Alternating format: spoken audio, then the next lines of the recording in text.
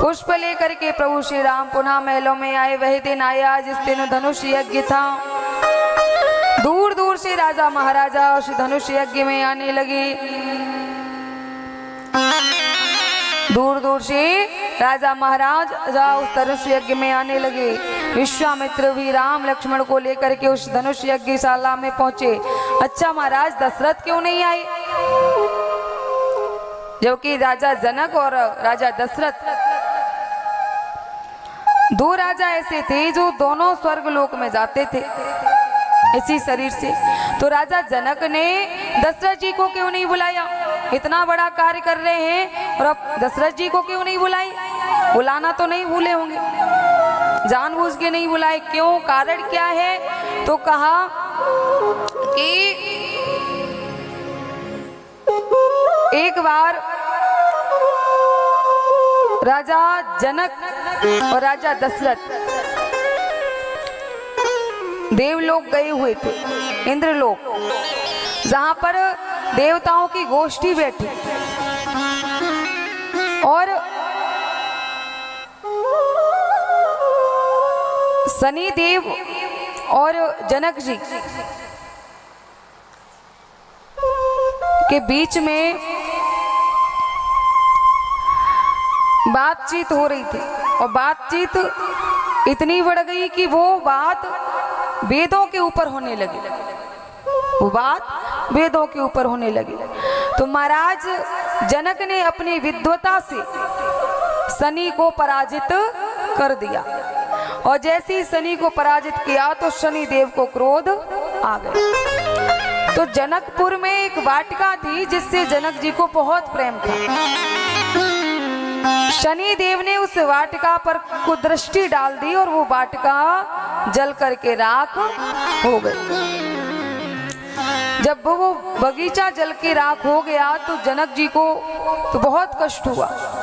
अब जनक जी ना तो भोजन करे ना जल ग्रहण करे, ना भोजन करे ना जल ग्रहण करे। एक ही बात कहते हैं, गुरुदेव मेरी वाटिका पुनः सही करो। तो जनक जी के गुरुजी ने कहा कि ये वाटिका तभी सही होगी जब कोई पतिव्रत नारी, कोई पतिव्रता नारी कच्चे घड़े को कच्चे धागे से बांधकर कुएं से जल निकालेगी और इस वाटिका में छिड़क देगी। ये वाटिका हरी भरी हो जाएगी। चारों तरफ खबर कराई गई। सब अपनी अपनी रानी को लेकर आए, लेकिन वो वाटिका जैसी की तैसी। क्यों? क्योंकि कच्चे धागे में कच्चे घड़े को जैसे ही बांधे और जो कुएं में डाले तो कुएं में जाते जाते घड़ा फूट जाए, कहो तो धागा टूट जाए।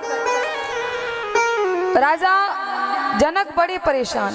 अंततः अयोध्या नगरी के लिए खबर कराई गई। और राजा दशरथ को जब ये बात पता चली कि दूर दूर से राजा और महाराजा अपनी पत्नियों को लेकर आए हैं और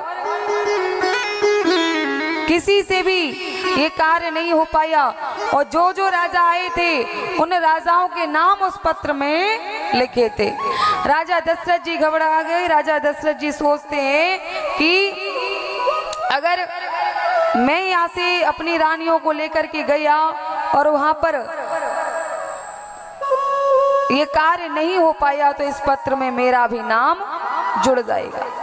अब राजा दशरथ ना भोजन करे ना जल ग्रहण करे। राजा दशरथ के महलों में जो सफाई करने आता था मेहतर, उसको पता चला, वो आया।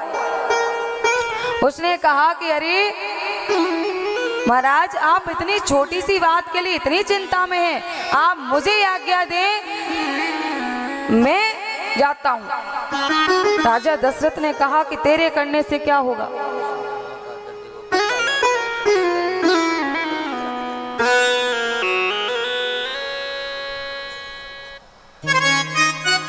कहा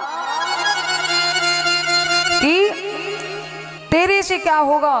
तो कहा महाराज आप एक बार तो मुझे आज्ञा दें। मेहतर के लिए रथ तैयार करवाया गया और मेहतर अपनी मेहतरानी को लेकर के जनकपुर में पहुंचा।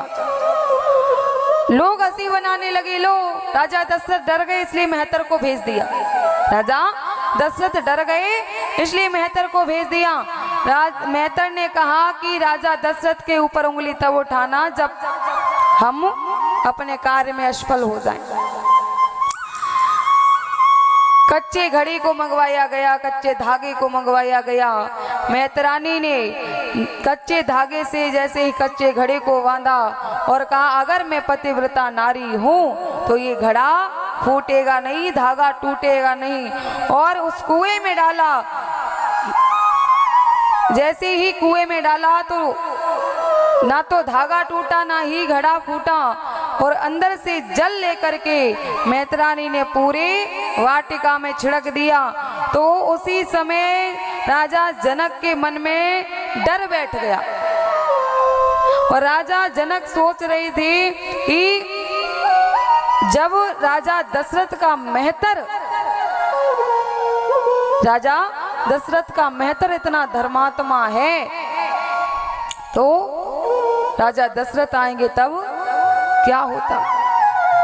इसीलिए राजा दशरथ को निमंत्रण नहीं दिया। क्या पता राजा स्वयं ना आए और किसी मेहतर को भेज दें। और मेहतर ने अगर धनुष तोड़ दिया तो मेरी बेटी सीता मेहतर के घर में चली जाएगी। इसलिए राजा दशरथ को निमंत्रण नहीं दिया।